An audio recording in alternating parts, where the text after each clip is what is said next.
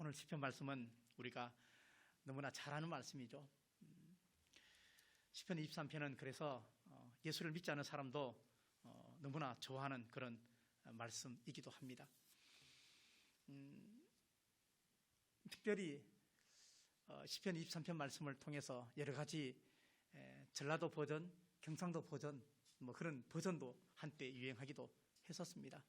중요한 것은 하나님 말씀이 이처럼 우리한테 암송이 되어지고 또 읽혀지고 여러 가지 버전이 나오고 또 심지어는 예수님을 믿지 않은 사람들도 이 시편 23편 말씀을 조용히 읽고 있으면 마음에 평안함이 있다는 것은 이것은 상당히 놀라운 그런 말씀이다 하는 것을 우리가 기억하면 좋겠다 하는 생각을 하게 되어집니다.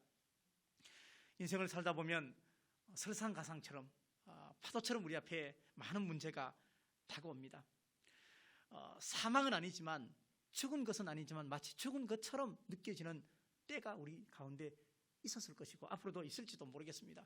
문제는 중요한 것은 이 사망의 골짜기를 건너지 않을 수 없는 것이 우리 인생이라는 것을 우리가 현실로 먼저 받아들여야 합니다.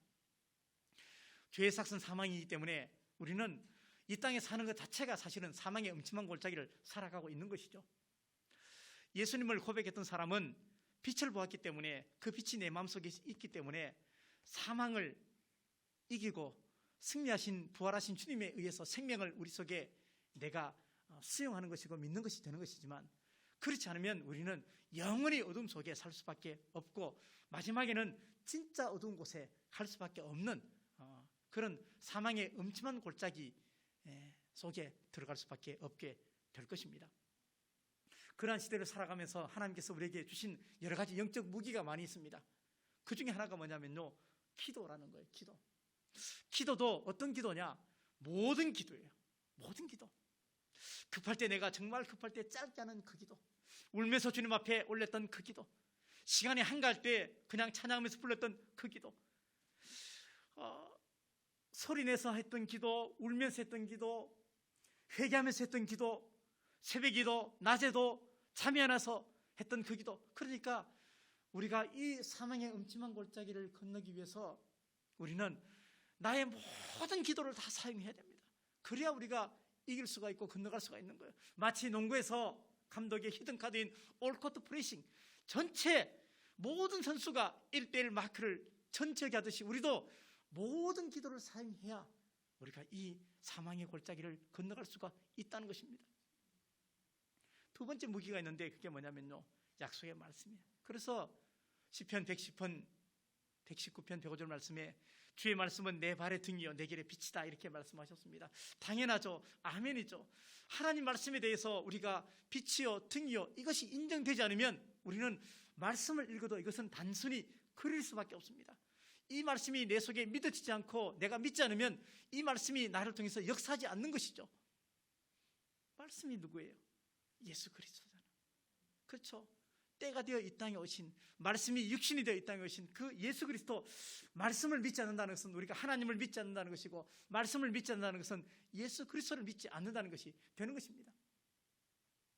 그래서 베드로후서 1장 19절 말씀에 또 우리에게 더 확실한 예언이 있어 어두운 데를 비추는 등불과 같으니 날이 새어 샛별이 너희 마음에 떠오르기까지 너희가 이것을 주의하는 것이 옳으니라. 그렇게 말합니다.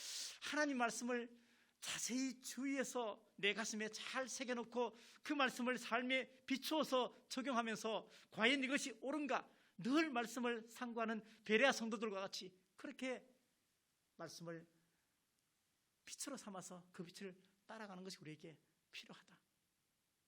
세 번째 우리에게 주신 영적 무기가 뭐냐면요, 찬송이에요. 찬양하는 것. 바울과 실라가 빌립보 감옥에서 같이 있을 때 하나님을 찬송했습니다. 사망의 음침한 골짜기 속에서도 하나님을 찬송했습니다. 찬송의 그 결과는 승리입니다. 그렇죠. 우리가 기도하는 것은 아직도 영적으로 싸우고 있는 것이죠. 아버지 어떻게 하면 좋습니까? 아버지 구해 주십시오. 기도하는 것은 싸우는 것이지만 기도가 끝난 후에 우리가 아버지 하나님 고맙습니다. 할렐루야. 찬송하는 것은요, 이김의 선포예요. 승리의 선포예요. 그렇잖아요. 그래서 우리가 이 땅을 살면서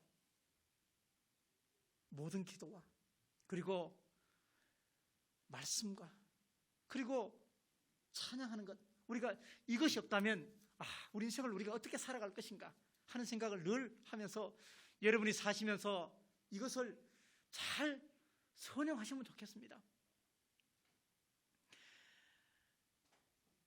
저는 오늘 이 시편 23편을 여러 번 묵상하고 암송하고 그리고 저도 당연히 이 말씀을 암송하죠.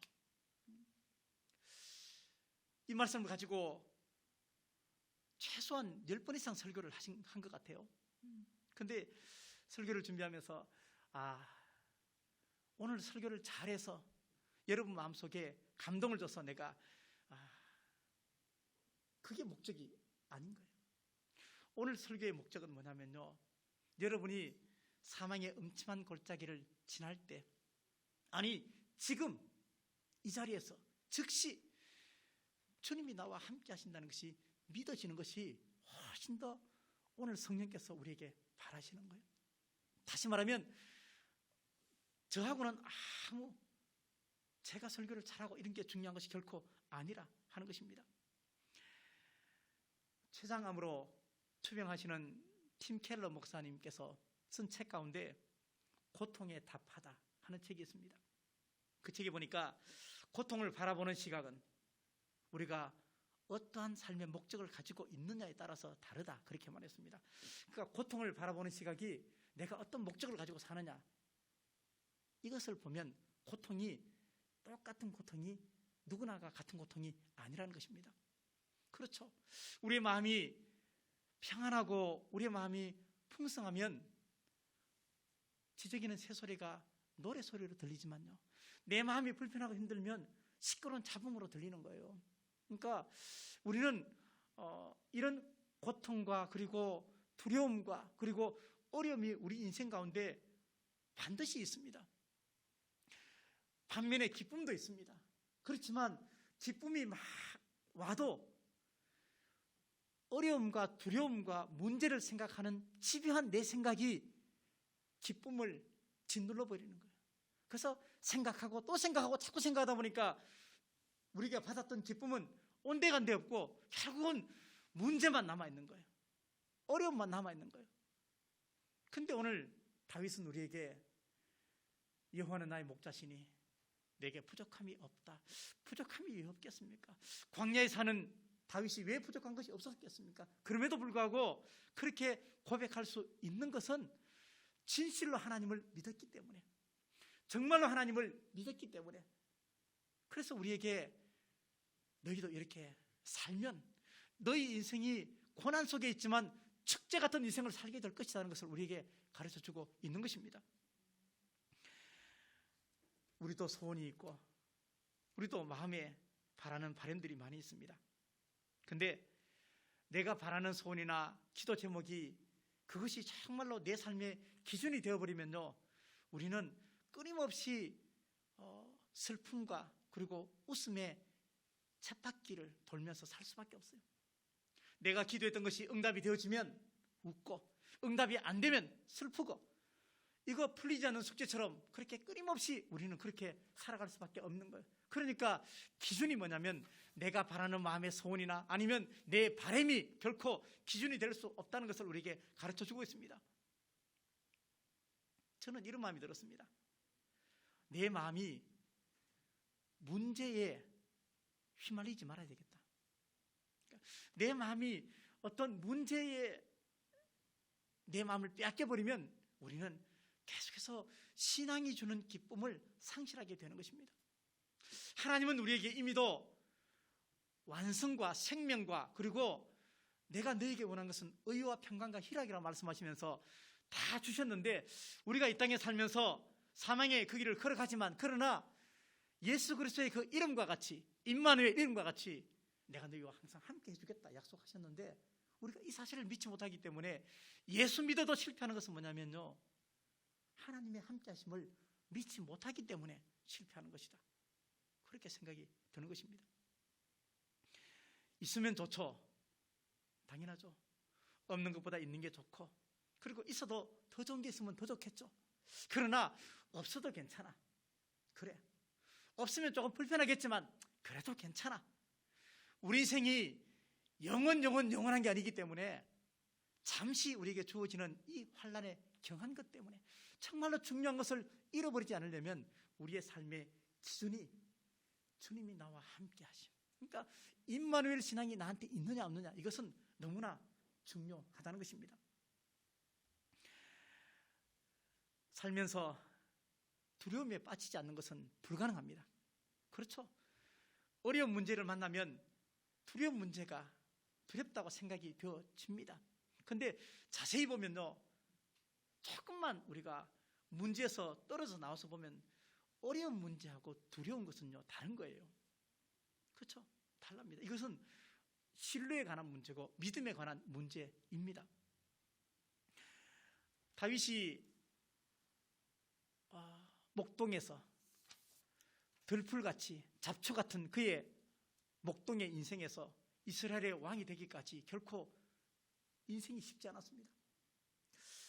주어진 공간 안에서 양을 치면서 목동 생활을 하면서 이스라엘의 두 번째 왕으로 사무엘을 통해서 기름 부음을 받았는데, 그럼에도 불구하고 그는 밝은 빛에 나가서 왕이 될 수가 없었죠.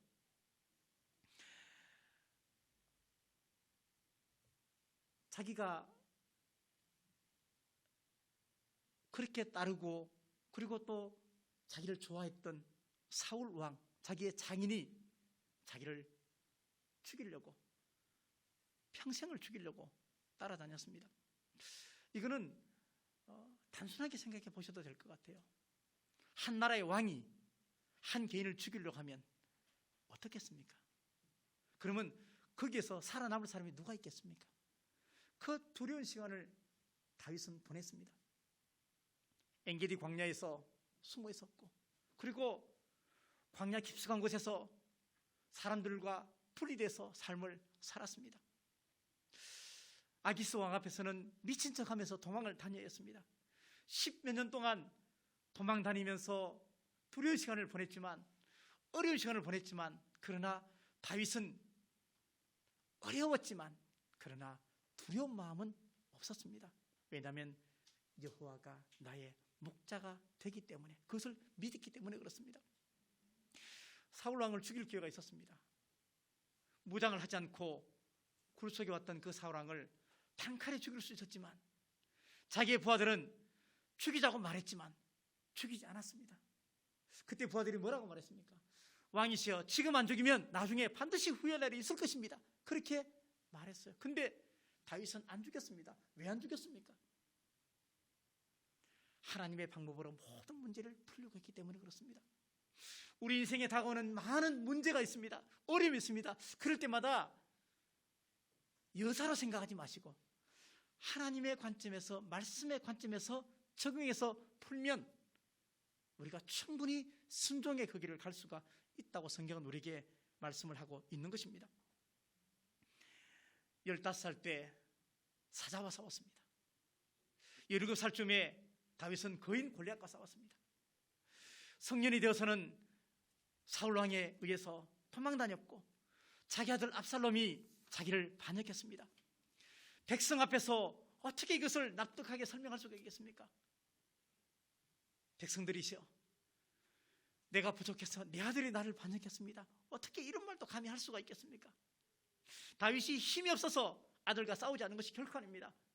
하나님의 방법으로 문제를 풀기 위해서 원수 갚는 것도 순종하면서 하나님의 방법으로 문제를 풀었기 때문에 압살롬과 싸우지 않고 도망쳐 나왔던 것이죠.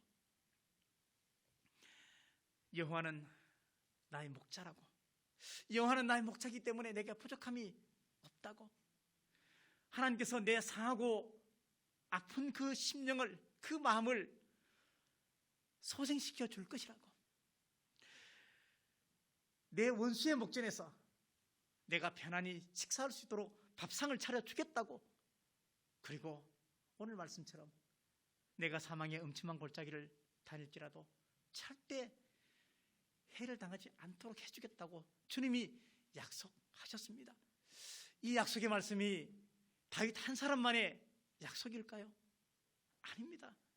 이 약속의 말씀을 믿고 수많은 사람들이 예수 그리스도를 구주로 고백하고 살고 있습니다. 이 약속의 말씀을 믿고 여전히 사망의 음침한 골짜기 속에서도 생명을 누리는 사람이 얼마나 많은지 알 수 없습니다. 중요한 것은 내가 이 말씀을 나의 말씀으로 나의 레마로 내가 아멘 하느냐 하는 것에 관한 문제인 것입니다. 제가 부목사 사역을 할 때 예배부를 담당했는데 그때 한 집사님, 박 집사님이 교회를 오셨는데 맨발로 교회에 오셨습니다. 그 집사님 집을 제가 또 잘 알기 때문에 한 1km 정도 거리인데 그 오는 길에 많은 집들이 있고 산길 따라 들길 따라 오는 길이 아니고 도시를 거쳐서 1km 걸어왔는데 맨발로 교회에 왔습니다. 이윤적선 남편이 교회 못 가게 하기 위해서 신발을 다 감췄어요. 아내 신발을 다 감춰버렸어요. 그 집사님이 교회 맨발로 들어와서 그리고 본당에 앉아서 앞쪽에 앉아서 이렇게 기도하는데 그 흐느낌이 지금도 생생합니다. 눈물이 뚝뚝 떨어지는 게 보였습니다. 교회 안 가면 되죠. 맨발로 부끄럽게 교회 왜 갑니까? 내가 교회 안 갔으면 맨발로 교회 안 갔으면 이런 상황을 성도들이 알지도 모를 건데 안 가도 될 텐데 그 집사님의 주님을 향한 사랑을 끊을 수가 없습니다. 하나님을 사랑하는 그 마음을 접을 수가 없습니다. 그래서 교회 와서 앞에 앉아서 그 우는 그 눈물을 제가 아직도 생생하게 기억합니다. 그 집사님이 지금 어떻게 되었을까?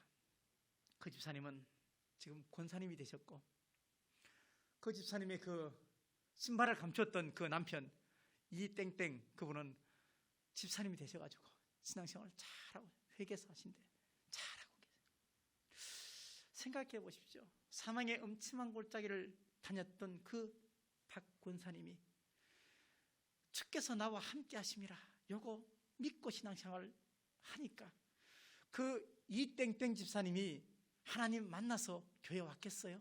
아니잖아요. 그 아내의 신앙의 견고함을 보고 아내의 신앙의 기술을 보고 말하지 않았지만 그의 행동을 보고 성전에 와서 기도하고 드렸던 그 눈물의 기도가 그 남편의 영혼까지 구원하게 됐어요.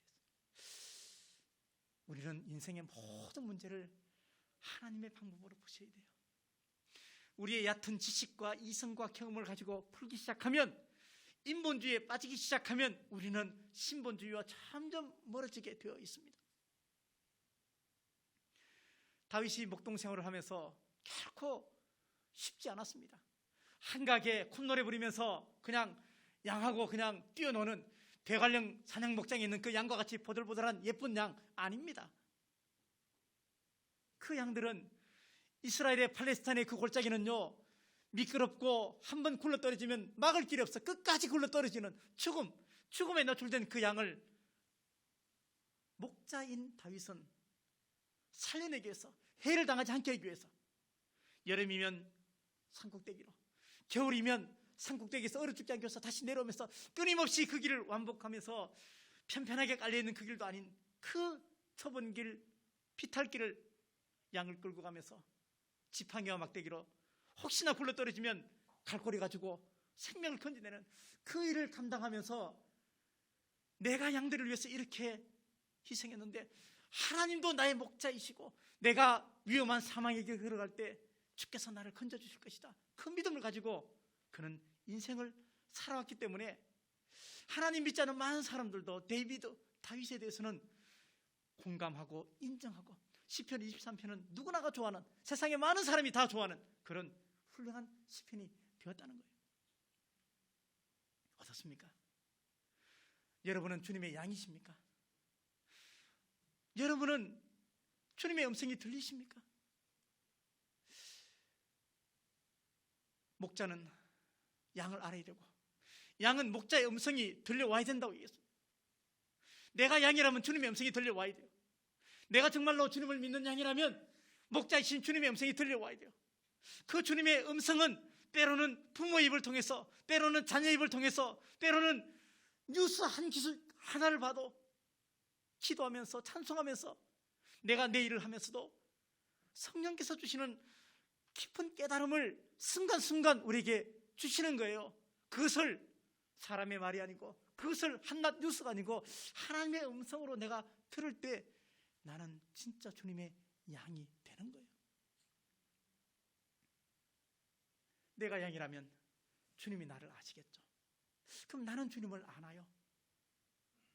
예수님은 12제자가 있었고 12제자 중에 한 명은 배신했고 십자가 위에 죽었고, 이것은 주님을 아는 것이 아닙니다. 이것은 지식과 정보일 뿐이지, 내가 알고 있는 지식과 정보, 예수님이 십자가 위에서 죽으셨던 그 모든 부활의 사실에 관해서 내 삶으로 공감하고 증명하고 나타내야 내가 주님을 아는 것이지, 내가 그냥 예수님은 4대 성인 중에 한 명이요, 십자가, 부활, 이거 아는 것이 내가 주님을 아는 것이 결코 아닙니다. 그래서 주님은 우리에게 말씀하시기를, 나더러 주여 주여 하는 자마다 다 천국에 갈 것이 아니다 그랬어요. 이 불법을 행하는 자들아 내게서 다 떠나가라 그렇게 말했습니다. 내가 너를 도무지 알지 못한다 그렇게 말씀을 하셨던 것입니다.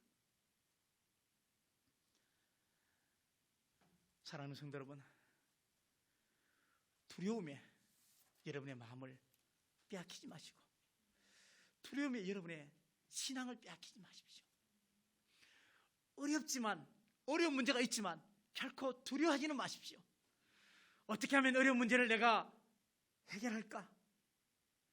거기에 대해서 하나님 앞에 모든 기도를 통해서, 말씀을 통해서 내가 이 풀리지 않은 수수께끼 같은 출구가 없는 인생의 문제처럼 보이겠지만, 그러나 주님은 우리에게 내가 곧 길이요 진리요 생명이라고 말씀하셨잖아요. 그 말씀을 우리가 정말로 믿는다면 하나님의 뜻을 가로막는 일은 우리 속에 없을 것이라 하는 생각을 하게 되어지는 것입니다. 인생을 살면서 정말로 중요한 것은 하나님을 신뢰하는 것입니다. 하나님을 믿는 것입니다. 보이지 않는 하나님을 내가 보이는 하나님보다, 보이는 사람보다 더 신뢰하는 것이 진실로 중요합니다. 그것이 신앙입니다. 그것이 믿음이고, 그것이 우리 삶의 기준이 되어야 하는 것입니다. 요한 웨슬레가 목회자가 되었지만 청년이었을 때 그의 믿음은 견고하지 못했습니다. 그러다 보니까 인생을 방황했습니다. 그래서 어느 날 배를 타고 향방 없이 어느 길을 가는데 폭풍이 막 치면서 갑자기 온천지가 어두워지면서 배가 뒤집힐 듯이 막 풍랑 속에 추풍 낙엽이 되는 거예요. 그 상황에서 요한 웨슬레의 마음속에, 이렇게 죽을 수도 있겠구나. 우리 경험했잖아요. 선교가면서 비행기 뚝뚝 떨어지면서 죽겠다 이런 생각 해봤잖아요. 그럴 때 회개 제일 많이 했잖아요. 이 요한 웨슬레도 그런 마음을 가졌던 것 같아요. 마음이 주체할 수 없이 불안하고, 이렇게 내가 죽겠구나 생각이 드는데 저 배 밑바닥에서 찬송가 소리가 들리는 거예요. 도대체 누가 이 상황에서 찬송을 할까 가봤더니만도 모라비안 성도들이 자기 가족과 함께, 아이들과 함께 찬송을 하는 거예요. 이 상황에서 배가 막 흔들리면서 몸이 주체할 수 없는 이 상황에서도 어떻게 찬송이 나올까? 쟤들은 도대체, 쟤들이 믿는 하나님은 어떤 하나님이고 내가 믿는 하나님은 어떤 하나님인데 나는 불안한데 저들은 아이까지 저렇게 찬송을 부를 수 있을까? 그렇게 생각을 하면서 예수를 믿어도 다 똑같지 않구나. 예수를 믿어도 똑같지 않구나. 만약에 예수님께서 나 죽으러 간다 그랬을 때 여러분들 예수님 따라가실 수 있겠습니까? 그 순교의 자리에 가실 수 있겠습니까? 죽음을 다 두려워합니다. 그렇지만 우리의 역사 가운데서도 죽음을 두려워하지 않는 사람이 많이 있습니다. 스스로 죽음의 길을 택했던 유관순, 안중근 많이 있습니다. 여러분은 과연 죽음의 길을 갈 수 있겠습니까? 어떤 목사님이 이슬람 지역에 가서 부흥회를 하게 되었습니다. 부흥회하는데 이슬람 지역에서는 부흥회하면요, 그 정보를 알게 되면 어떻게 하느냐, 막 테러도 하고 폭탄도 터뜨리고 막 그러잖아요. 그래서 근데 참 위험하지만 거기서 선교하시는 선교사분께서 목사님을 초대해서 가게 되었습니다. 교회에서 광고를 했습니다. 그리고 잘 다녀오겠다고 그러는데 장로님 한 분께서 끝까지 동행을 하겠다는 거예요. 끝까지 치고도 가겠다는 거예요. 그래서 알겠다고. 그래서 그 장로님과 함께 목사님이 그 이슬람 지역에 가서 부흥회를 잘 마치고 장로님의 그 섬김 잘 하고 이렇게 왔습니다. 다 하고 와서 이 장로님이 왜 이 목사님과 함께 그 부흥회에 갔는지를 알게 되었습니다. 너무나 충격적인 사실을 알게 되었습니다. 교회 광고를 하고 난 뒤에 목사님이 이번 주에 부흥회 간다. 집에 왔는데 아내 권사님께서 하시는 말씀이 당신 장로 맞아? 그러는 거예요. 왜? 목사님이 그 위험한 지역에 부흥회 가시는데 장로가 돼가지고 목사님을 사지로 내몰고 당신 따라가! 그렇게 말해요. 총 쏘면 당신이 총을 맞아. 폭탄 터지면 당신이 다 맞고 목사님이 죽으면 안 되잖아. 장로님 죽으면 되나?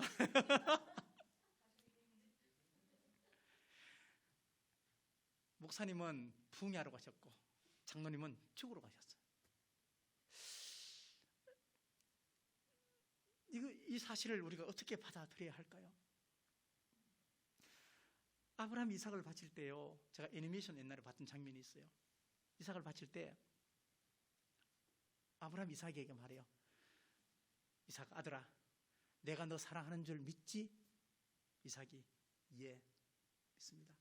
그러면 아들아, 내가 하는 모든 일이 너를 위해서 하는 일인지 믿지? 예, 믿습니다. 그래. 그러면 이 번제단 위에 올라가서 누워라. 이삭이 아무 말 하지 않고 가서 눕는 거예요. 이게 가능할까요? 이게 정말로 가능할까요?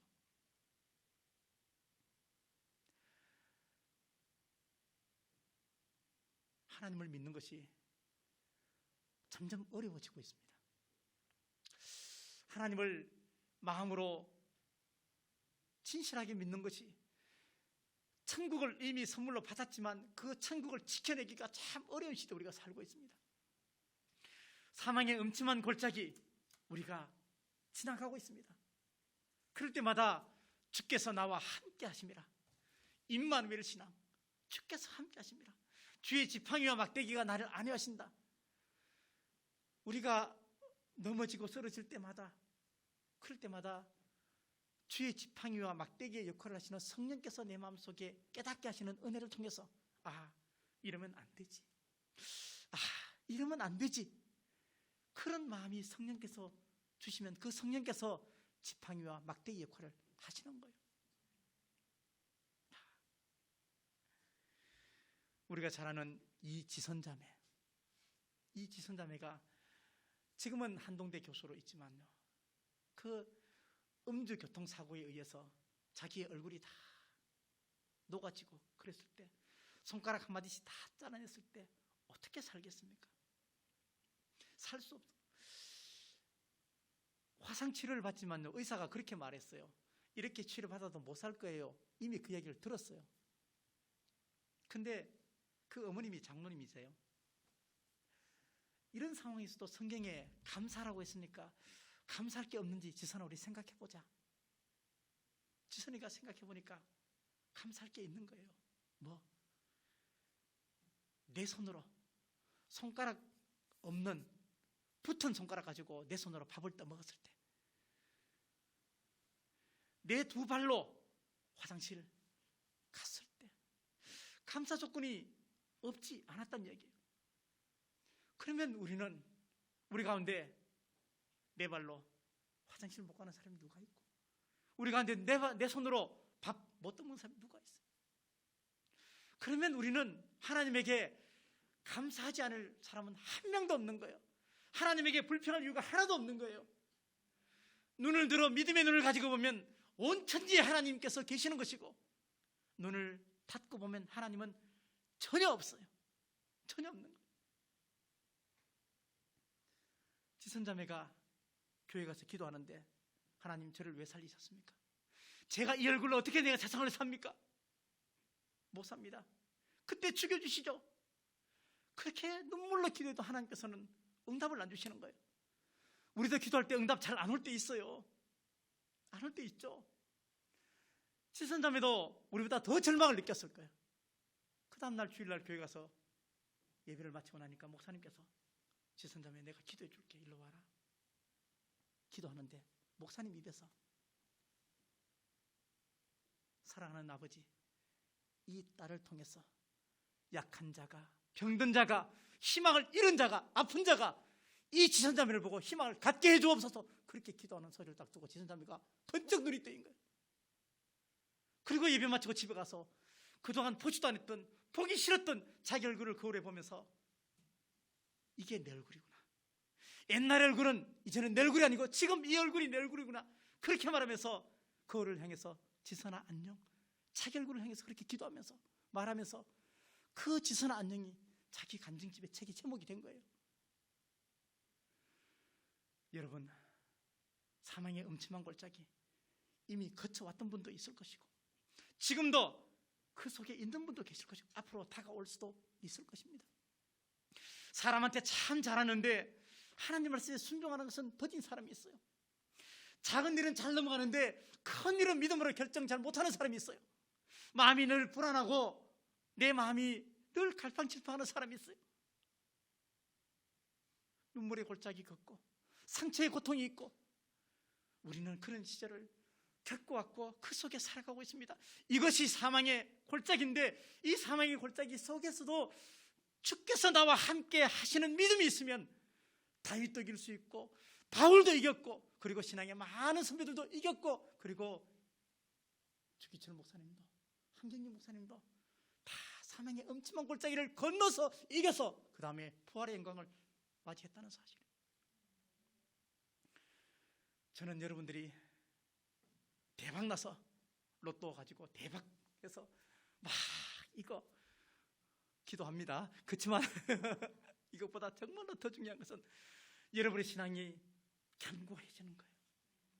어떤 풍랑 속에서도 어떤 위험한 상황 속에서도 파도 바라보지 말고 주님을 끝까지 주목하고 주시하고 그 영광 보면서 지금의 잠시의 이 경한 환난 때문에 정말로 중요한 천국과 구원을 생명을 놓치지 않으려면요 임마누엘이다. 주께서 나와 함께 하십니다. 주님이 나와 함께 하십니다. 바울은 빌립보 감옥에서 갇혔을 때 나는 모든 것을 다 가졌다 그렇게 말했어요. 이런 거짓말이 어디 있어요? 다윗도 오늘 시편 23편 1절에서 부족함이 없다. 어떻게 부족한 게 없겠습니까?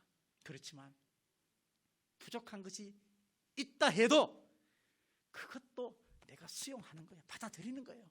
그리고 하나님께서 나와 함께 하시는 것이 부족한 것보다 더 함께 하심이 더 크면 되는 거예요.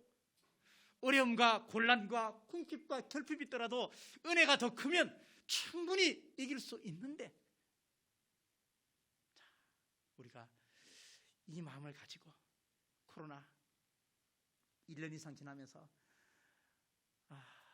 백신의 문제나 그리고 우리 가까이 생활 속 깊숙이 코로나가 지금 들어와 있다는 것을 우리가 직감하지 않습니까? 그래서 우리 스스로도 사실은 교회에서도 식사도 전혀 하지 않고 마스크 다 착용하고 답답하지만요. 찬송하면서도 답답하지만 여러분들 어제도 책상 그 다음에 이거 성경 놓는데 다 닦았습니다. 저걸로 다 뿌렸습니다. 감염 되면 안 되죠. 절대. 근데 예수 그리스도의 사랑은 우리가 감염돼야 돼요. 그렇죠? 예수 그리스도로 자꾸 물들어 가야 돼요. 예수 그리스도의 그 말씀에 의해서 우리는 자꾸 변화를 꿈꿔야 되고 변화의 삶을 살아가야 되죠. 여전히 성장하지 않고 성숙하지 않으면 성령께서 슬퍼하시고 하나님께서 슬퍼하시고 결국은 누군가도 나를 보면서 아파한다는 사실을 늘 기억하시면서 오늘 4월 마지막 주일 예배 때 우리 집에 걸려있는 그 달력, 교회에서 준 달력 가운데 4월달 말씀이 오늘 시편 23편 4절 말씀입니다. 내가 사망의 음침한 골짜기를 다닐지라도 해를 두려워하지 않을 것은 주께서 나와 함께 하십니다. 말씀이 육신이 되어 이 땅에 오신, 함께 하시기 위해서 이 땅에 오신 예수 그리스도를 바라보면서 옆에 있는 동역자들, 옆에 있는 한 성도들 잘 눈여겨보시면서 함께하는 역할을 잘 감당하셔서 누구든 연약한 자든 아픈 자든 다 하나님의 생명과 연결해주는 염줄 역할을 잘 감당하시고, 우리 교회는 교회 사명처럼 선교하고 구제하면서 생명을 전하는 마중물 역할을 또 감당하시면서 그렇게 여러분에게 주어진 그 한 세상 한 시간을 저와 동역하면서 잘 한번 살아가 보시면, 말씀 가운데 하나님의 방법으로 한번 살아가 보시면 하나님께서 반드시 은혜와 복을, 그리고 후회하지 않는 삶을 살게 하실 줄 믿고 끝까지 승리하는 저와 여러분 되시기를 간절히 바라겠습니다.